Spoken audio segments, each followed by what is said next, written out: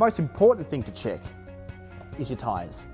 It's important that your tyres are in good condition and inflated to the correct pressure. We tend to forget about the tyre, but effective tyre condition is so important, as is your contact point with the road. It affects how your car handles, brakes, even affects fuel efficiency, level of grip, and overall safety for you and your family.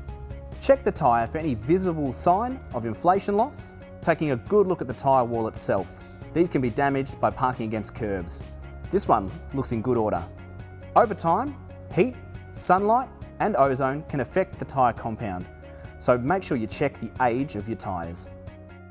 The next test is to make sure that your tyres have plenty of tread. Most tyres when new have between 8 to 9 mil of tread on the tyre here. As you can see, with that, it will disperse water quite easily with that amount of tread. With this tyre in particular, you'll have little tread indicators here that'll let you know when that tyre is getting close to needing replacement. The closer that gets to the tread indicators, the less likely it's going to be able to disperse water. These tyres, however, are in perfect condition. Remember, rotate your tyres regularly. That will minimise the tyre wear on all 4 tyres. We recommend to do that every 5 to 8,000 Ks or whenever the manufacturer specifies.